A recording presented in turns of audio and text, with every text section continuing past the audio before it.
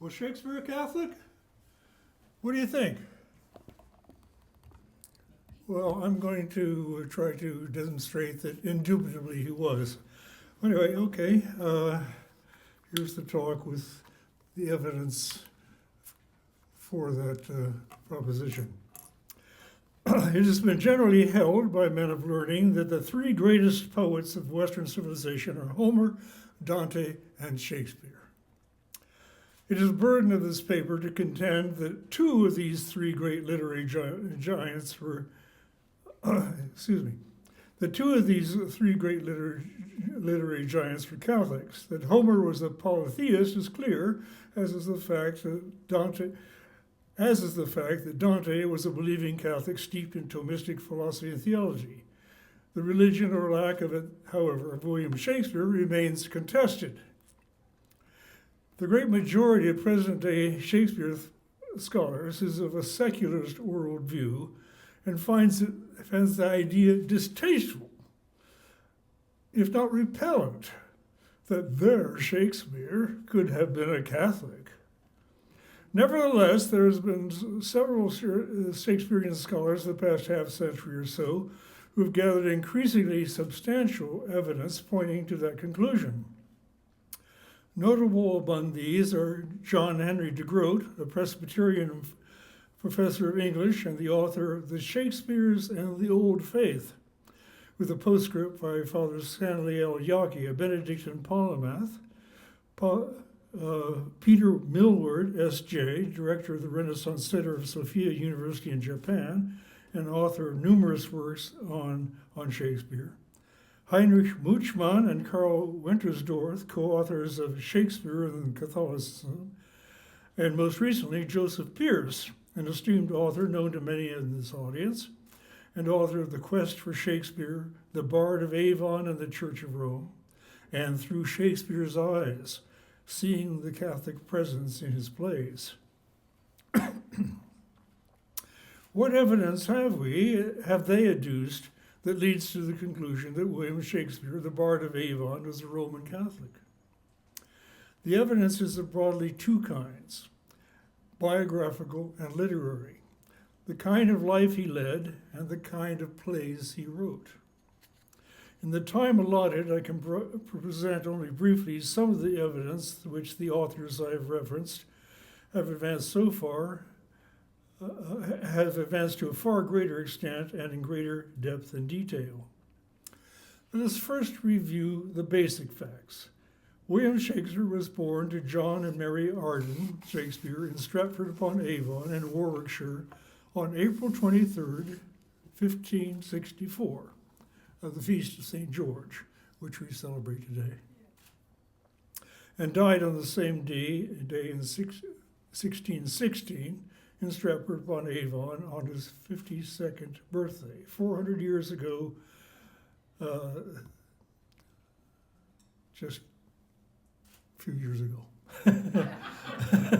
Interestingly, the year of Shakespeare's birth marked the deaths of both Michelangelo and Calvin, the birth of Galileo, as well as his countryman and rival dramatist Christopher Marlowe.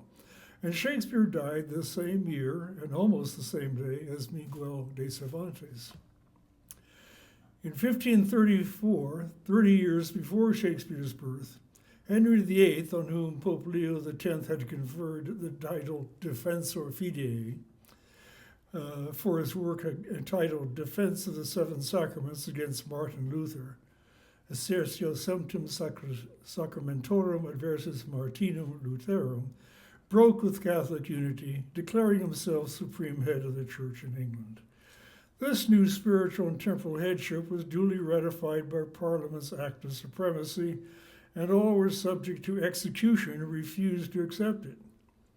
Following Henry VIII's death, Edward VI, his son by Jane Seymour, reigning 7 years from 1547 to 1534, introduced the Book of Common Prayer and advanced Protestantism in liturgy and church structure.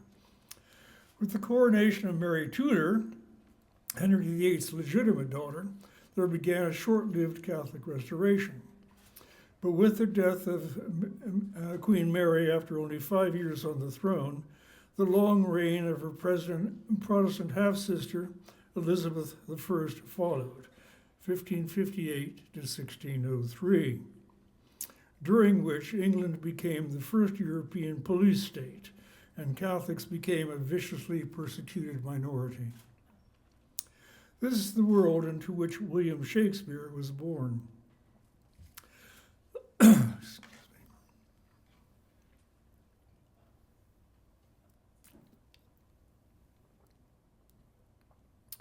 Let me state at the outset that in spite of the adverse conditions under which Catholics lived in the Elizabethan England, there is every indication that William Shakespeare was brought up in a thoroughly Catholic home and in a family with well-known Catholic connections.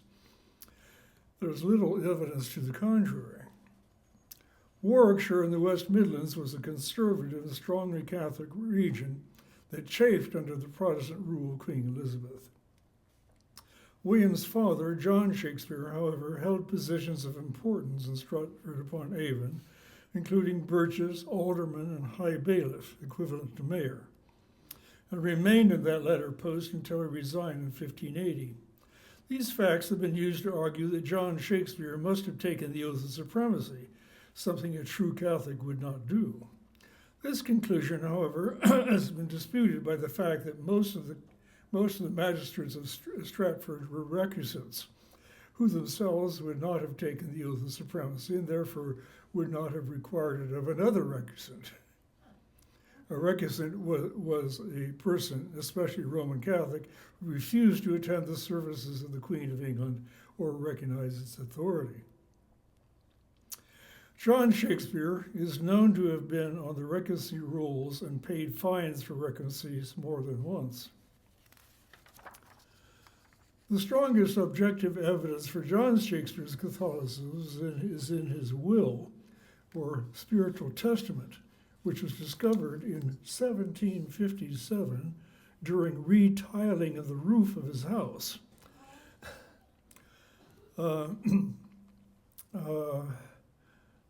The house the Shakespeare lived in for 200 years before. The will is a small handwritten booklet wedged between the tiling and the rafters, hidden away. Though John Shakespeare's spiritual will and testament has been called a forgery, the latest scholarly consensus is that it is genuine.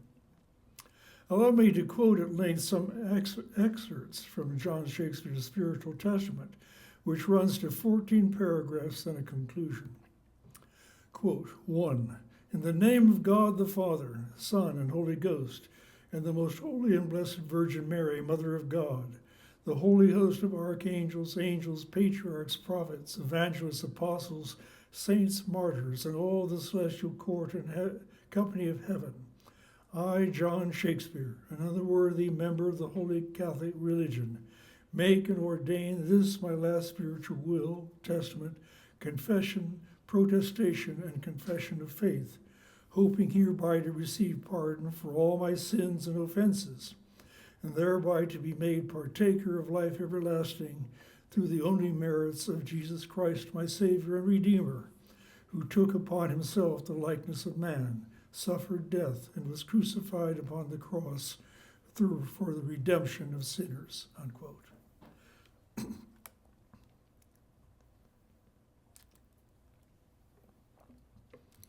In the 10th paragraph, he invokes the Blessed Virgin Mary to be his executrix and calls upon the communion of saints to be present in the hour of his death. Quote, paragraph 10, item, I, John Shakespeare, do protest that I am willing, yea, and do infinitely desire and humbly crave, that of this my last will and testament, the glorious and ever Virgin Mary, Mother of God, refuge and advocate of sinners, whom I honor especially above all other saints, may be my chief executrix, together with these other saints, my patrons, Saint Winifred, all whom I invoke and beseech to be present at the hour of my death, that she and they may comfort me with their desired presence and crave of sweet Jesus, that he will receive my soul into peace. Quote, unquote. Lastly, let me note his enunciation of the doctrine of purgatory and of the prayers of the dead in the 12th paragraph. 12. Item, I, John Shakespeare, do in like manner pray and beseech all my friends and kinsfolk by the bowels of our Savior Jesus Christ, that since it is uncertain what lot will befall me, for fear notwithstanding, least by reason of my sins, I be to pass and stay a long while in purgatory, that they vouchsafe to assist and succor me with their holy prayers and satisfactory works, especially with the holy sacrifice of the Mass, as being the most effectual means to deliver souls from their torments and pains, from the which, if I shall be by God's gracious goodness and by their virtuous works be delivered, I do promise that I will not be ungrateful unto them for so great a benefit. Unquote. The form of the spiritual testament was composed by Charles Borromeo, Archbishop of Milan, for the use by English Catholics under persecution by Elizabeth I. Copies were brought to England in 1580 by the English Jesuits Edmund Campion and Robert Parsons. Campion and Parsons traveled through the English Midlands during the summer and autumn of 1580, and it is possible, even probable, that Campion visited the Shakespeare household, from whence John Shakespeare would have gotten a copy of Archbishop Borromeo's spiritual testament. William was 16 years old at the time. By the way, I highly recommend to students to read Evelyn Waugh's edifying biography of St. Edmund Campion, A Life. Take note, it's in the library. John Shakespeare had married Mary Arden around 1557. They had 8 children, of whom William was the third. Mary Arden was a member of a wealthy and staunchly Catholic family, a member of which was martyred when William was 19 years old. Edward Arden, head of the Arden family in Warwickshire, was arrested and executed for his alleged involvement in a plot against the Queen. Joseph Pierce writes, protesting his innocence and insisting that he was dying for his Catholic faith, Edward Arden was executed for high treason, being hanged, disemboweled, beheaded, and quartered. His head was placed on a pike on London Bridge as a warning to other would-be Papist conspirators. Given that William was brought up in a Catholic household, the question of his more formal education arises. This is a tradition that an old Benedictine monk, Dom Thomas Combe, was entrusted with that task in William's earliest years. Beyond that, it's probable that William attended the Stratford Grammar School, where he had Simon Hunt as a schoolmaster from 1571 to 1575 or 1577, when William was aged 6 to 11 or 13.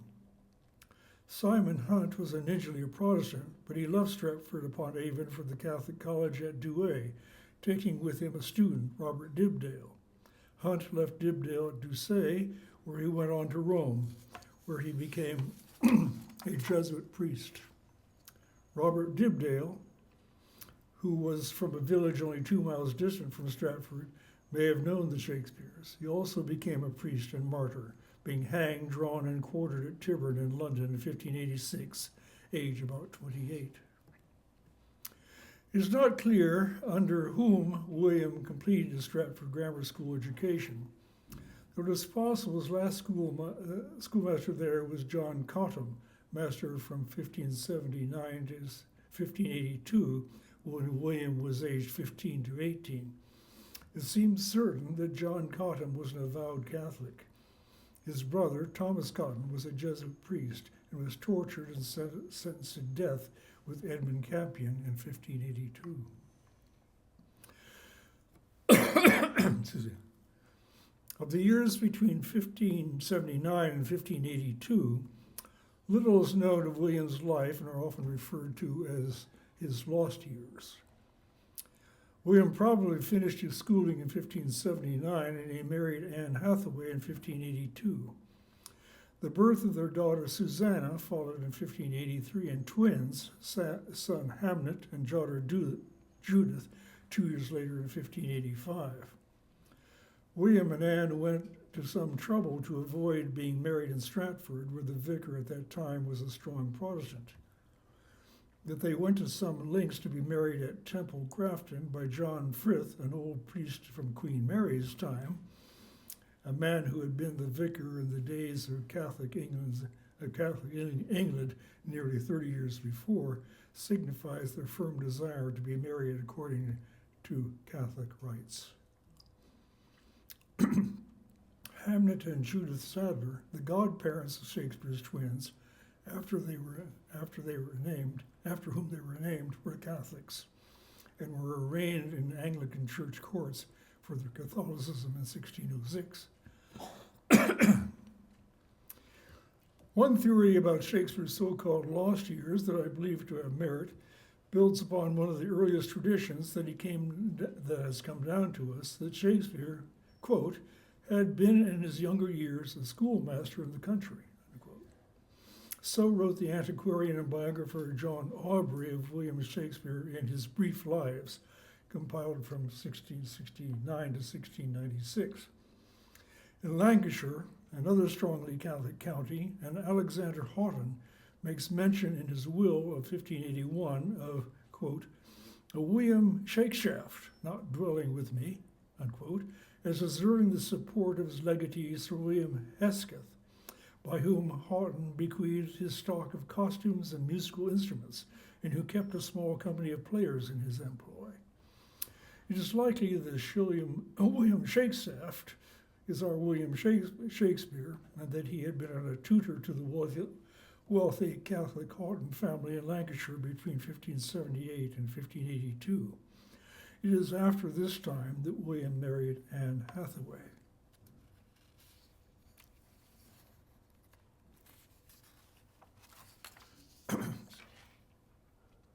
You all hanging in there?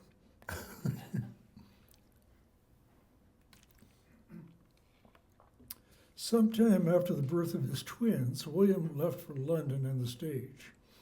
By the end of that decade, the 1580s, he had written and produced more than one successful play. Also during this time, he had dedicated his epic poems, Venus and Adonis and the Rape of Lucrece, to Henry Wriothesley, 3rd Earl of Southampton, a young Catholic who became his patron. Between 1586 and 1592, Southampton's confessor and spiritual advisor was the Jesuit poet Robert Southwell. There is evidence that before his arrest in 1592, Father Southwell was preparing a manuscript of his poems with 3 separate dedications, the first being a preface addressed to his loving cousin. Shakespeare was, in fact, a distant cousin of Southwell, though the Earl of Southampton was as well. Shakespeare was, in fact, a distant cousin of Southwell, though the Earl of Southampton was as well. However, the context of the preface seems most directly pertinent to Shakespeare and his poem, Venus and Adonis. The 3rd dedication is addressed, quote, to my worthy good cousin, Master W.S. Dedication read only to my worthy good cousin, omitting Master W.S. The name does appear, however, in edition published in 1616, the year of Shakespeare's death, when his association with Father Robert Southwell, S.J., could no longer harm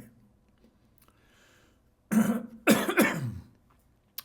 Shakespeare, though keeping the company of Catholics, kept a low profile and was looked upon as one of those safe Catholics whose faith was known to the authorities but was not considered to be a threat to the state, such as the Catholic composer William Byrd. Both were favored by Queen Elizabeth for their respective arts. With his successful career as a playwright and a partnership with the leading playing company in London and investments in London properties, he gained not inconsiderable wealth. In 1597, he purchased New Place, a comfortable home in Stratford, and was able to obtain a coat of arms for his father. The Blackfriars Gatehouse, a former Dominican priory on the Thames, was known as a meeting place for Catholics and a hiding place for priests that had, quote, sundry back doors and byways, and many places of secret conveyance in it and secret passages towards the water from whence priests could make their getaway. Anyway, when Catholic owners of the Blackfriars Gatehouse in London went into exile, Shakespeare bought it in 1613 and leased it to a reticent Catholic, apparently so it could continue to be used for clandestine Catholic activity. In his will, signed less than a month before his death, Shakespeare bequeathed his property to his daughter Susanna, who remained a staunch Catholic throughout her life. The other beneficiaries of his will were time-tested Catholics. Relatives who were left out of his will were all associated with Protestantism. These end-of-life legacies would seem to confirm what Richard Davies, Anglican Archdeacon of Lichfield, reported in the latter part of the 17th century, quote, "He died a papist."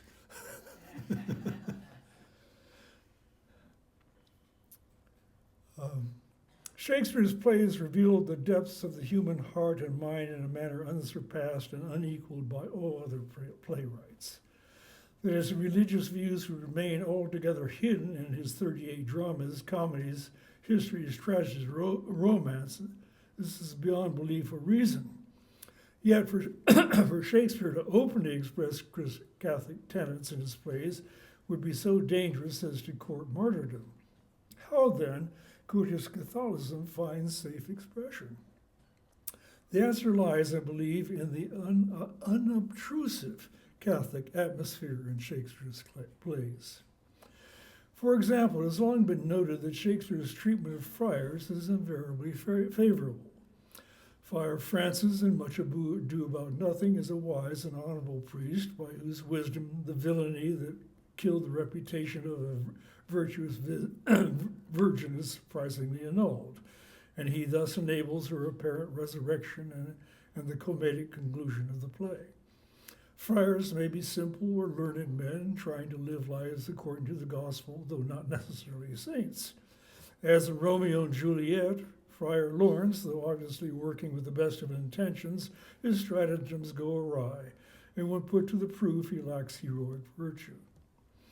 In Measure for Measure, perhaps the most overtly Catholic of Shakespeare's plays, performed after the death of Queen Elizabeth, the Duke of Vienna disguises himself as a friar to work covertly for the good of his city. With Friar Thomas as his faithful and religious confidant, the heroine Isabella is a novice in the Sisterhood of St. Clare, a departure from Shakespeare's source, as is her name, and Francisca is a nun of the order. By the way, Shakespeare may have had a special reason for choosing Isabella as the name of the play's heroine. In Wroxall Abbey, a dozen miles north of Stratford-upon-Avon, there was an Isabel Shakespeare who was its prioress in the early 16th century. And there was a sub-prioress, Joan Shakespeare, there at the time of its dissolution. Both have been believed to have been relatives of the Stratford Ray Shakespeares. An abbey, a monastery, a convent or chantry, a private chapel where masses was daily sung for the souls of the dead, are casually part of Shakespeare's comedic world. In the Comedy of Errors, for example, Antonio and Dromio of Syracuse take sanctuary in a priory. And the Lady Abbess, the person of greatest wisdom in the play, is the one who resolved the riddle of the two Antonios and the two Dromios, and where the Duke of Ephesus brings about the happy conclusion of the comedy. In The Merchant of Venice, Portia says that she has toward heaven breathed a secret vow to live in prayer and contemplation for a certain time in a nearby monastery. In Twelfth Night, Olivia asks Sebastian to accompany her and a priest to this holy man and to the chantry by, and underneath that consecrated roof plight me the full assurance of your faith. Wise friars and abbesses, taking sanctuary in a priory, making a vow to live in prayer and contemplation in a monastery, and entering under the consecrated roof of a chantry with a holy priest, are not the kind of images or phrases to be found in Protestant plays. Moreover, pilgrimages, and holy shrines are elements of Shakespearean imagery, as in the first verbal exchange between Romeo and Juliet, which forms a Shakespearean sonnet. Maybe you remember that when Romeo speaks to Juliet, he says, "If I profaned with my unworthiest hand this holy shrine, the gentle sin is this.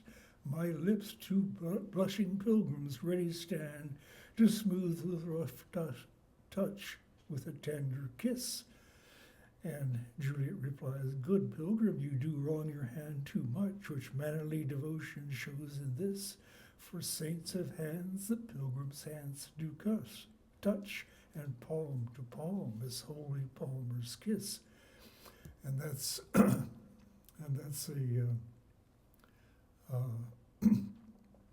the octave to a Petrarchan sonnet. And then Romeo says, "Have not saints lips and holy palmers too?" And Juliet says, "I, pilgrim, lips that they must use in prayer." Romeo, then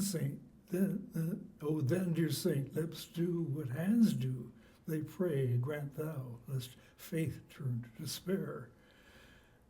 And that's a couplet, two couplets, and then you have a final couplet making a Petrarchan sonnet. Juliet says, "Saints do not move, though grant for prayer's sake." And Romeo, "Then move not, all my prayers effect I take." Anyway, for more systematic treatment of the Catholic aspects of more of Shakespeare's plays, I refer you to Joseph Pierce's Through Shakespeare's Eyes, Seeing the Catholic Presence in the Plays, and Father Peter Miller's The Catholicism of Shakespeare's Plays, and Shakespeare the Papist. In the meantime, I will close with one major example. Shakespeare's most fascinating and most puzzling play, Hamlet, Prince of Denmark, is replete with references to Catholic doctrines and rites. Apparently, it was first performed by the Lord Chamberlain's men around 1600 in the last years of Queen Elizabeth's reign. The opening scene presents a ghost looking like the deceased King Hamlet appearing on the battlements of the castle of Elsinore at the midnight hour to two soldiers of the guard and Horatio, a fellow student of Prince Hamlet, whom the soldiers are invited to approve their eyes and speak to it. When it appears this third night, Horatio says, "It harrows me with fear and wonder." Horatio is urged to speak to it, and Horatio thus addresses it: "What art thou that usurps this time of night, together with that fair and warlike form in which the majesty of buried Denmark did sometimes march? By heaven, I charge thee, speak." Marcellus says, "It is offended." When he says, "By heaven, I charge thee, speak," and the ghost is offended. Anyway, on the next night, when Prince Hamlet attends the watch with the guards and Horatio, the ghost appears again and bids Hamlet follow him until they can speak alone.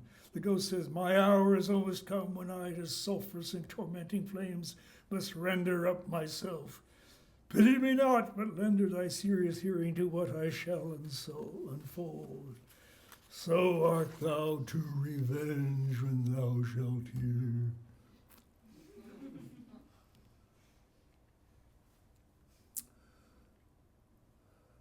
Now in Romans chapter 10, St. Paul says, "Avenge not, for vengeance is mine, saith the Lord, I will repay." Okay, but this is what the ghost says. Okay. "I am thy father's spirit, doomed for a certain time to walk the night, and for the day confined to fast in fires, till the foul crimes done in my days of nature are burnt and purged away."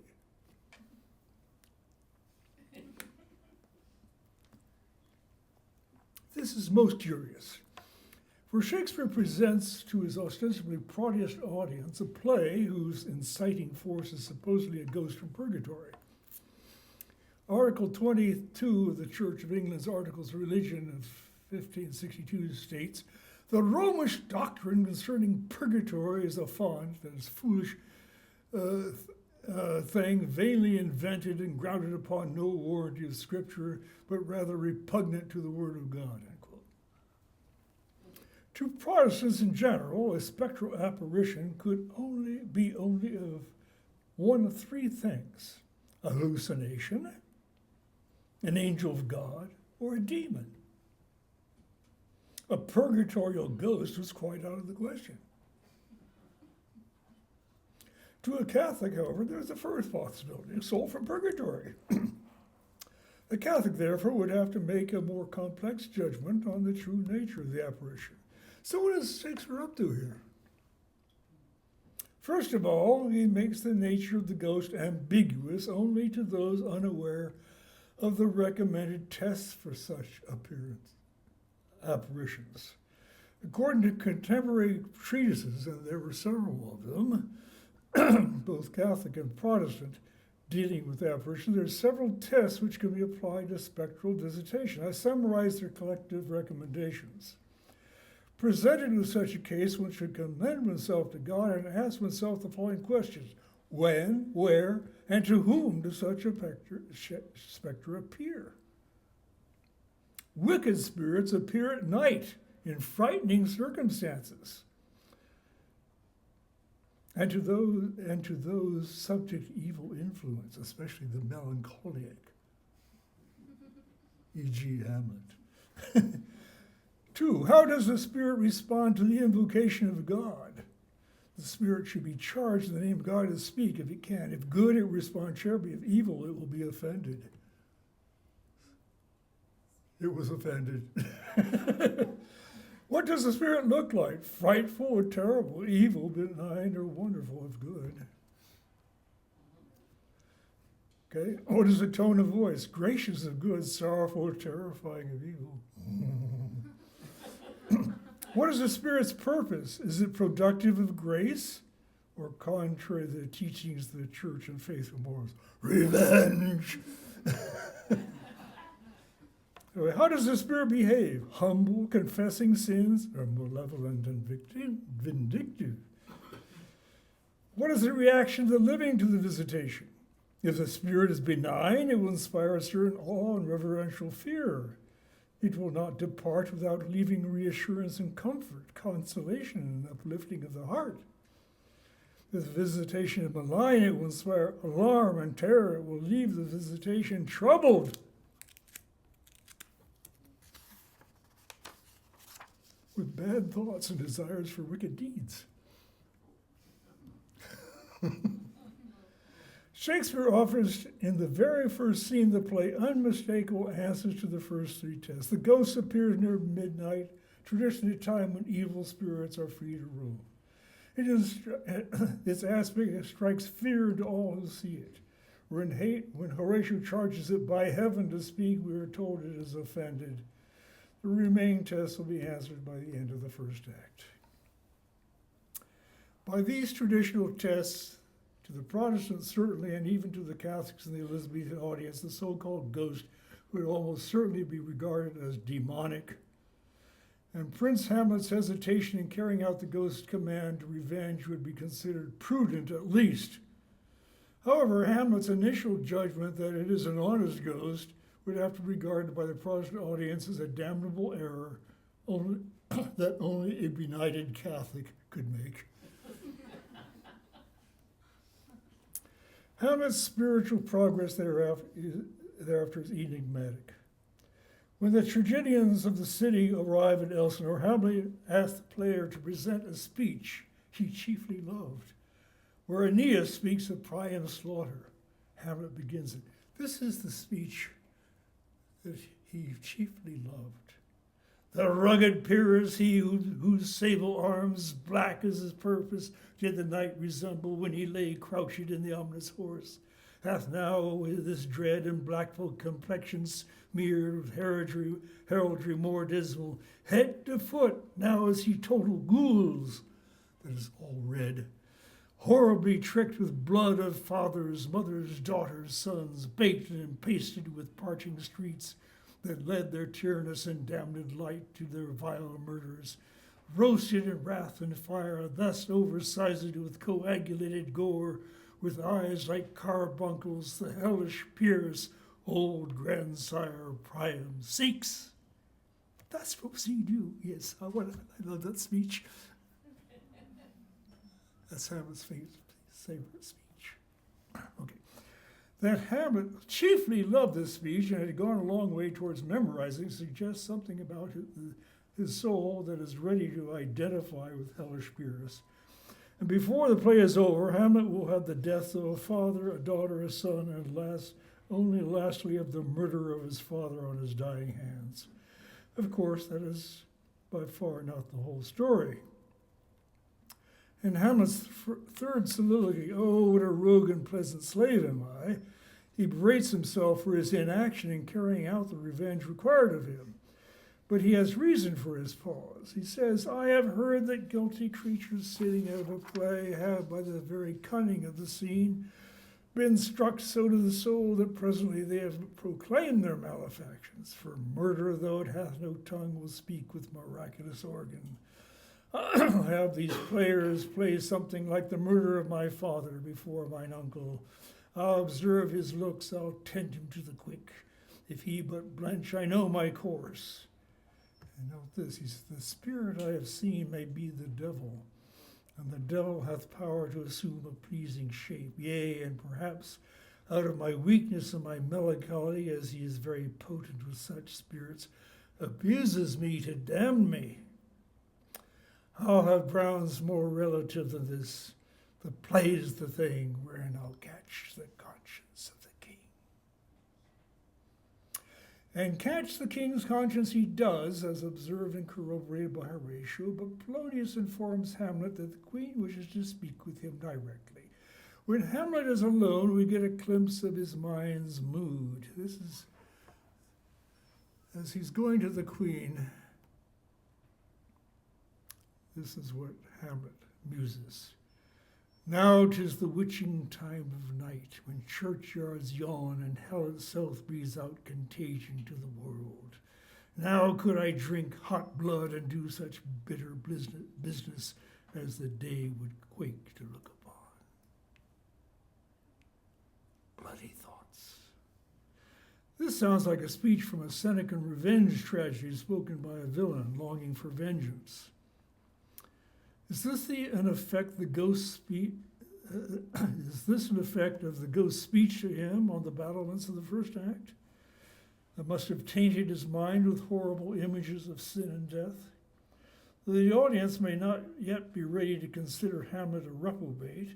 We should consider this passage from a discourse of subtle practices of devils by witches and sorcerers, which Shakespeare may well have read. Published in 1587. "Touching the reprobate, which despise the ways of God and are disobedient, we are taught that God in righteous vengeance giveth them over to their reprobate angels' hands. For they would not love his laws nor honor them as their God. Therefore they come under the tyranny of wicked devils, which work in them with power. Their hearts do they harden, their eyes, even the eyes of their minds, do they blind. They kindle and stir up in them all filthy lusts, and carry them headlong to foul and abominable sins." With this in mind, consider Hamlet's next actions. A scene follows in which the king in soliloquy reveals his guilt. He says, "Oh, my offense is rank, it smells to heaven. It hath the primal eldest curse of brother's murder." He silently tries to pray as Hamlet comes upon him unseen. And Hamlet says, "Now might I do it, Pat. Now he is a-praying, now I'll do it." And he draws my sword. And so he goes to heaven, So am I revenged? That would be scant. The villain kills my father, and I, his sole son, do that same villain send to heaven? Oh, this is higher in salary, not revenge. Up, sword, and know thou more horrid hint, when he is drunk, asleep, and in his rage, or in the incestuous pleasure of his bed, that gaming, swearing, or about some act that hath no relish of salvation in it. Then trip him that his heels may kick at heaven, and that his soul may be as damned and black as hell whereto it goes. This scene represents the moral crisis of Hamlet and Hamlet's spiritual nature. Hamlet's play, which he calls the Mousetrap, has given him the assurance he needed for Claudius's guilt. But instead of taking the first opportunity of acting the revenge he had planned without disruption, he postpones it. And why? Because he does not want merely to kill the body of Claudius, but to kill his soul, to ensure his damnation. Can this be the will of a soul from purgatory, or must it be the outcome desired of a denizen from a darker region, as the Protestant audience would expect? By now, even Catholics would doubt that the ghost was from purgatory.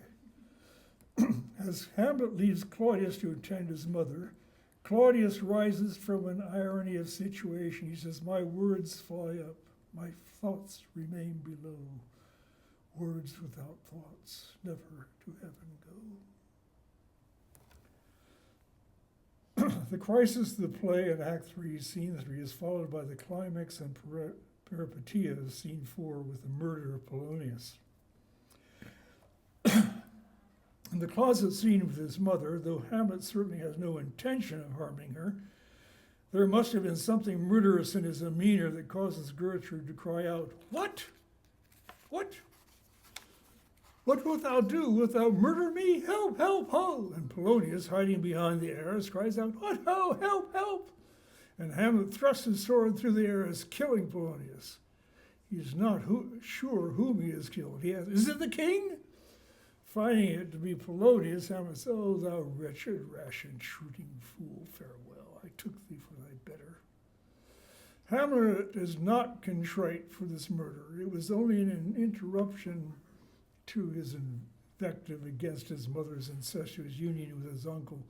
But just as he seemed to be making some headway with Gertrude, she says, "Oh, Hamlet, speak no more. Thou turnest mine eyes into my very soul, and there I see such black and grained spots as will not leave their taint." They are interrupted again, this time by the final appearance of the ghost. However, Gertrude neither sees nor hears anything in the vision that Hamlet sees and hears, so she concludes, "Alas, he's mad." What godly purpose could the ghost's appearance have at this point? On the contrary, there is no sign that Hamlet's purpose has been blunted, but that he bends his eye on vacancy, and with the incorporeal air does hold discourse, deflects Gertrude's moral self-examination, thus regarding her accuser as insane, nullifies Hamlet's censure. That's the last we see of the ghost, but it seems the damage has been done, his mission all but complete. Hamlet's murder of Polonius requires his exile to England, accompanied by his old school fellows Rosencrantz and Guildenstern, who bear a letter from King Claudius to England demanding Hamlet's execution. By good fortune, Hamlet discovers the king's letter and is able to exchange it with a forged replica demanding that England he should those bearers put to sudden death, not driving time allowed. Not allowing them time for confession.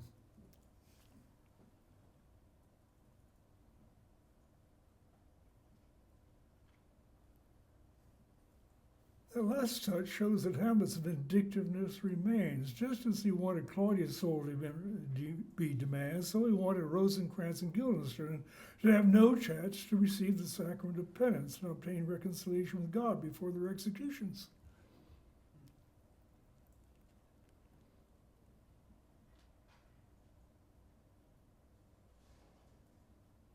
That's a damnable desire. Anyway, another victim of Hamlet's rash murder of Polonius is his daughter Ophelia's sanity. Hamlet's outrageous treatment of Ophelia in Act 3, Scene 1, followed by his murder of her father, with her brother away and unable to comfort her, leads to her distracted condition and ultimately to her death. Polonius' son Laertes appears as a foil to Hamlet, for hearing of his father's death, without hesitation, Laertes returns from France seeking revenge, incites rebellion in Denmark, and attacks Claudius himself, saying, "To hell allegiance, vows to the blackest devil, conscience and grace to the profoundest pit. I dare damnation. To this point I stand, that both the worlds I give to negligence. Let come what comes, only I'll be revenged most thoroughly for my father." Boy. Everyone's ready to go to the devil just as long as they get revenge. Anyway, Laertes' discovery of Ophelia's madness intensifies his grief. The news that Hamlet's unexpected return, however, allows Claudius to be able to assuage Laertes' fury as they enter into an alliance seeking Hamlet's death. Laertes' cause is intensified and he learns of Opphelia's death by drowning. Act 5 begins with the gravedigger's scene, a bit of comic relief with a serious purpose. As Eleanor Prosser notes, the scene serves as four important functions. Allow me to quote at length. First, it reminds us that the world of Hamlet is a Christian world. The primary concern of these two clowns is the issue of salvation. In their comments on Ophelia's burial rites, on the difference between voluntary and involuntary action, and on the gallows that do well to those that do ill, we are reminded that man's ultimate responsibility is to divine law, and that judgment awaits. Second, the gravedigger's parody of legal distinctions emphasizes the basis on which that final judgment will be made. If a man willingly goes to the water and drowns himself, he is guilty of sin. But if the water comes to the man, he is not. Guilt is determined by whether an act is voluntary. Is this not a comic statement pointing to the resolution of the play? If Hamlet goes to Claudius, he will be guilty of premeditated murder. Shakespeare seems to do everything possible to indicate that the final killing is thrust upon him. Third, our attention is riveted on death, not only by the preparations for Ophelia's funeral, but also by the grotesque riddles. The gravemaker maintains Adam's profession. He builds stronger even than the gallows makers. His houses last until doomsday. Death was and is and ever shall be. To this the body must come. The fourth function of the scene is the reestablishment of perspective. Just as we see Hamlet and Horatio enter, the first gravedigger sends his companion to fetch a stoup of liquor and begins lustily singing of his lost youth and love. This time we are not immediately thrust back into a state of tension when Hamlet appears. Somehow the question of his revenge seems unimportant. However, Hamlet's mention of Cain's jawbone that did the first murder echoes the murder of Hamlet's father by his brother Claudius. Moreover, his meditation on York's skull considers how the dust of Alexander could become loam for stopping a bunghole, or Imperial Caesar, dead and turned to clay, might stop a hole to keep the wind away. It presents the medieval Catholic themes of memento mori and contemptus mundi, so prominent in the spirituality of the Counter-Reformation. Hamlet seems to have undergone something of a sea change upon his return to England. For though he says of Rosencrantz and Guildenstern, "They are not near my conscience," he is no longer consumed by desire for revenge. What effected this change is not clear. Perhaps his providential escape from a swift death in England changed his perspective. When explaining to Horatio how he escaped from the ship bearing him to England, he says, there is a divinity that shapes our ends, we'll view them how we will. In any case, when Hamlet is presented with the king's proposal for a dueling match with Laertes, he refuses Horatio's advice not to accept it and places himself in the hands of Providence. Quote, "Not a whit, we defy augury. There's a special providence in the fall of the sparrow. If it be not now, 'tis not to come. If it be not to come, it will be now. If it be now, yet it will come. The readiness is all." In the final scene, when Hamlet and Laertes meet before the duel begins, Hamlet asks Laertes for forgiveness, an act unprecedented in the play to this point. Quote, "Give me your pardon, sir. I've done you wrong. But pardon it as you are a gentleman. This presence knows, and you must needs have heard, how I am punished with a sore distraction. What I have done, what might your nature, honor, and exception roughly awake, I here proclaim was madness. Was it Hamlet wronged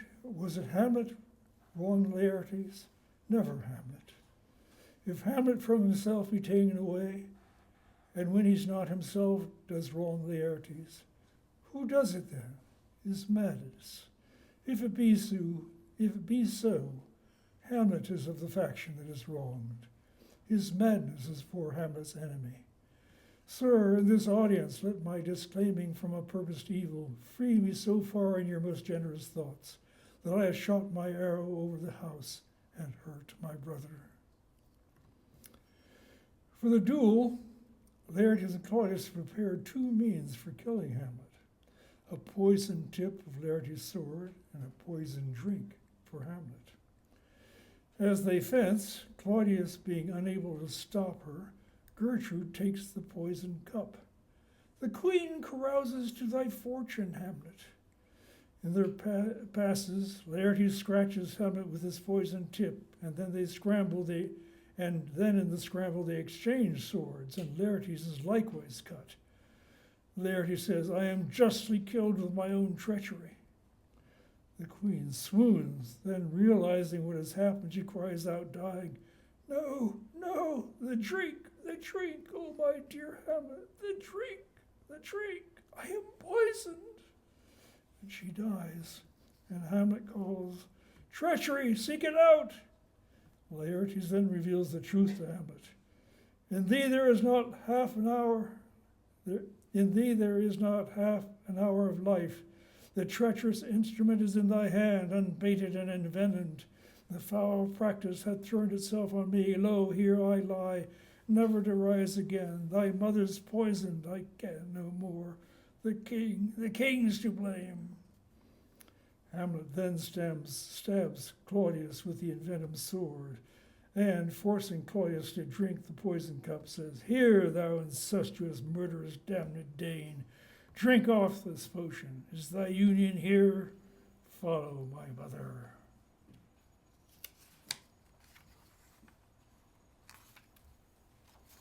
Laertes now fully repents his part in Hamlet's death and says to Hamlet of Claudius, "He is justly served. It is a poison tempered by himself.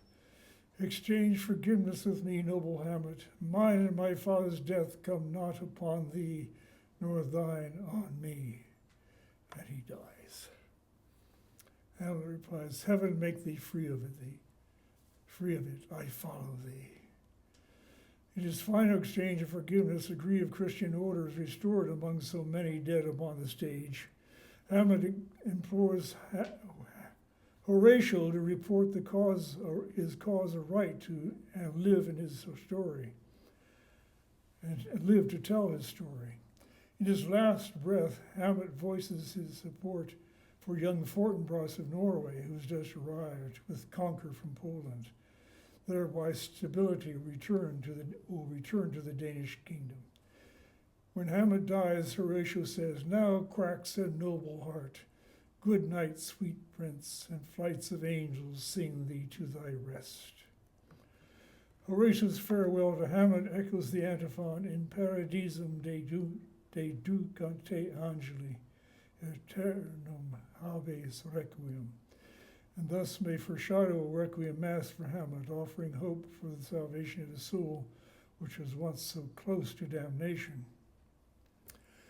My purpose in analyzing Hamlet, you may recall, is not to make a critical judgment of its meaning, but to highlight the religious or spiritual aspects of the drama, and to note how crucial elements are specifically Catholic in nature. We have seen that the central moving force of Hamlet requires the audience to judge whether the apparition appearing like the dead father of Prince Hamlet is indeed a soul from purgatory. No other play produced during the English Reformation raises the question of whether the Catholic doctrine of purgatory is to be taken other than a doctrine repugnant to the Word of God, as the Church of England proclaimed. We have seen that at the crisis of the play, Hamlet's desire for revenge for his father's death has descended from a desire for justice, death for jest, to a damnable desire for the damnation of his uncle's soul, placing him in a state of mortal sin. We have seen that his soul remains out of charity when he contrives to have his former school friends put to sudden death, not shriving time allowed, that is, without their having any opportunity for confession and penance before dying. We have seen that the grave-digger scene raises the issues of death and doomsday, or the last judgment before which every person must stand, and the basis on which the final judgment will be made, guilt or innocence of sin by Christ's redemption. We have seen that Hamlet's meditations on Yorick's skull, the transformations of the dust of Alexander and Caesar, introduce the Catholic and Counter-Reformation themes of memento mori and contemptus mundi.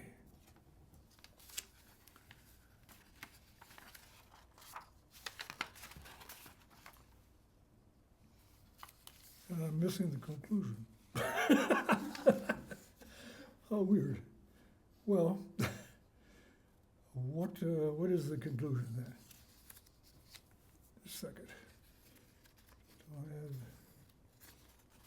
Here it is. Here's the conclusion. We have seen in the final scene, Hamlet places himself in the hands of Providence and asks Emeritus for forgiveness for whatever wrongs he has done him. This prepares for the public revelation of the king's villainy, Hamlet's enactment of the public justice rather than private revenge, and the final mutual forgiveness between Hamlet and Laertes before they both die. We have seen that Horatio's echoing of the antiphon in Paradisum de ducate angeli aeternum habeas requiem in his farewell to Hamlet may foreshadow a Catholic requiem mass for Hamlet, providing hope for his soul's salvation.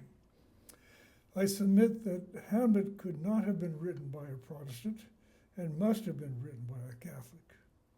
With this and with all things we have considered, I concur with G.K. Chesterton that Shakespeare was a Catholic is a thing every Catholic feels by every sort of convergent common sense to be